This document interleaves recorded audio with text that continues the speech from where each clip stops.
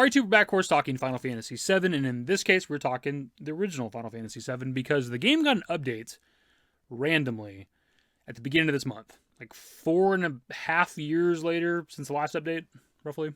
I actually tweeted out about this at the beginning of the month, because I was turning on the console during that day to do whatever I was going to play at the time, and I seen the update pop up, and I was like, why the hell is there an update for Final Fantasy VII in the year of our Lord 2024? And I actually never got an answer for quite a long time, and I always forget that you can look at the update history on the console. You just go over a game, hit like the options button, and you can look at update history, and it'll tell you exactly what like the patch notes are, but I always forget that that's a thing. So actually, for the longest time, up until like the last week or so, I never knew what the update was about. I never actually looked into it. I never even Googled FF7 update 2024 or some shit, just try to figure out what it was. I just kind of forgot about it. Anyways, the update simply removed all previous share button restrictions. Generally, with most games that I've played, this tends to be the ending, right? Like, that's after you beat the final boss, whatever the final cutscene is in any given game, you usually can't record that because they want to avoid spoilers or whatever. But actually, FF7 has more than one scene. It's not just the ending cutscene, because it's also the Aerith death scene that you... I personally always thought this was pretty stupid, just because there's workarounds. If you want to record it, obviously, if you have a capture card, you can record it. YouTube exists if you want to see like the endings or restricted cutscenes or whatever you want to call that shit. But also, like, FF7 is an old ass game, so even if like you've never even played it, you probably know who Cloud is, you probably know who Sephiroth is, and there's a decent chance if you're a gamer, you know that Aerith dies. But even outside of like FF7, just any kind of game that blocks you from like recording specific cutscenes or the endings of games, I just think it's fucking stupid, because like, why? Who gives a shit?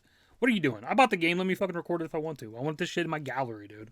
But the obvious question that stems from this update is, why did they remove the restrictions of recording those particular scenes? Because I imagine the restrictions been there since the game dropped on PS4 back in like 2015, right? It's been there for almost a decade at this point, and then just kind of randomly this year, they decided to lift that restriction. I did see one article mention that one of the moments, of course, the Aerith death scene, is in Rebirth, and it's been like, 9 months since Rebirth came out, so it's no longer really a spoiler necessarily. And that does make a bit of sense, but at the same time, if you're lifting all restrictions off the original FF7, you're now allowed to record the ending of the game. And I don't know how close the original FF7's ending is going to be to the trilogy's ending for Remake, but some aspects of those are going to be similar, right? Like the fight we do against like Sephiroth, and like the cutscene that plays afterwards, the solo fight with Cloud and Sephiroth, and obviously Meteor coming down, and Holy and Livestream stopping it, the whole thing, the 500 years in the future, like all that shit can now technically be spoiled. It already was out there, obviously, because it's almost a fucking 30-year-old game, but... So that logic's not quite there of like, well, this is no longer a spoiler because the ending can still be a spoiler. And if you want to hop down like the theory rabbit hole really quickly, you could look at them lifting the restriction on the Aerith death scene specifically as like either confirming Aerith's fate on either side of the discussion. Because you could look at it as like, well, we got to the Aerith death scene in Rebirth. It's no longer a spoiler, so we don't need to hide it anymore.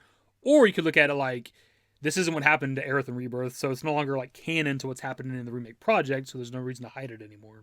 Kind of in the same discussion, like maybe the ending of the remake trilogy is different from the original FF7. There could be like the skeleton of what happens. We do the Sephiroth fight, the solo fight with Cloud, Meteor, and all the other stuff. But there obviously is going to be a lot more. They're going to give us the ending expanded like they've done with everything else in the remake project. There's probably going to be like some post-credit scenes or some other shit that happens. It's not going to fade to black, right? That's one of the worst things about the original FF7. I love the game, but you see like Holy in Livestream stopping Meteor, and then it just goes to credits, right? And they're not going to do that to us with the remake project. There's going to be more after that. So in a lot of ways, like the ending of the original FF7 isn't necessarily a spoiler anymore, at least to the remake project. I promise I'm not trying to look too much into this little minuscule update for the original FF7, but there's obviously a reason that they're lifting those restrictions. What that is, I don't know. Of course, pass off to you guys. What are your thoughts on this update that we got for FF7 original on, like, I think it came out on Switch, Xbox, PC, PS4, PS5, whatever. What are your thoughts on why would they lift the recording restrictions for those particular scenes, the Aerith death scene, the ending of the game, when we're still, years away from the actual ending of the remake trilogy? It's just a little bit interesting. Anyways, that's the video. Subscribe to the channel if you guys are new. Social networks in the description below. Follow me on Twitter, @DaveYT. That's it.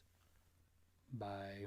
Used to care what people thought, but now I care more, and nobody out here's got it figured out. So therefore, I've lost all hope of a happy ending, depending on whether or not it's worth it. So insecure, no one's perfect. We spend it with no shame. We blow that like Coltrane. We in here like Rogaine, or leave it like Cobain.